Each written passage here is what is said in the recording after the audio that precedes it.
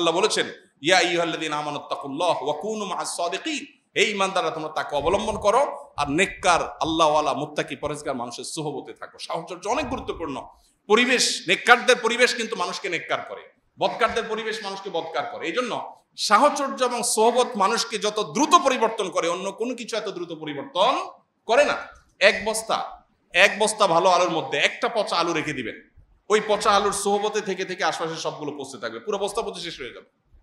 এই জন্য ভালো মানুষ, ভালো পরিবেশ, যে মানুষগুলোর অন্তরে দুনিয়ার মোহ নাই, আল্লাহওয়ালা, দুনিয়ার খাই নাই, তার সাথে চললে আপনার মধ্যে মানসিকতা আসবে।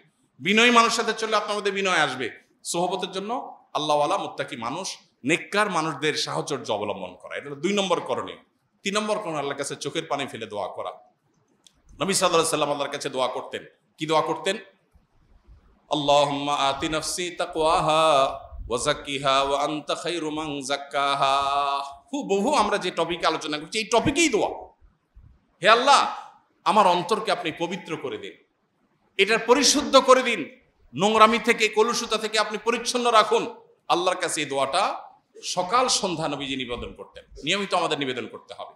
অতএব ত্রিমুখী প্রচেষ্টা, গুনাহ থেকে বাঁচা, গুনাহ হয়ে গেলে তওবা করা, এবং নেককারদের সাহচর্য, সোহবত, আর আল্লাহর কাছে চোখের পানি ফেলে দোয়া করা। আল্লাহ আমাদের সবাইকে পরিশুদ্ধ অন্তর নিয়ে আল্লাহর সাথে সাক্ষাতের তৌফিক দান করুন। আমাদেরকে আল্লাহ তাআলা কলবে সালিম নিয়ে আল্লাহর সামনে হাজির হওয়ার তৌফিক দান করুন। রোগাক্রান্ত অন্তরকে আল্লাহ তাআলা রোগমুক্ত করার, উদ্যোগ গ্রহণ করার তৌফিক দান করুন। শয়তান আমাদেরকে অনেক কিছুই থেকে ভুলিয়ে রেখেছে। সবচেয়ে ইম্পর্টেন্ট বিষয়, আমার শরীরের সবচেয়ে বড় অর্গান, সবচেয়ে গুরুত্বপূর্ণ অংশ, আমার অন্তর নিয়ে মনোযোগ দেওয়ার, ফোকাস দেওয়ার সুযোগ আমার হয় না, কারণ শয়তান আমাকে ভুলিয়ে রেখেছে। বিধায় আজ থেকে সেদিকে মনোযোগ দেই।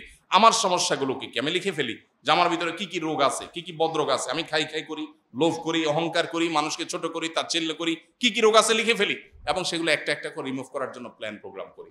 আল্লাহ রাব্বুল আলামিন আমাদের সবাইকে পরিশুদ্ধ পরিচ্ছন্ন অন্তর নিয়ে যাওয়ার তৌফিক দান করুন। আস-সুন্নাহ ফাউন্ডেশন, উম্মার স্বার্থে, সুন্নাহর সাথে।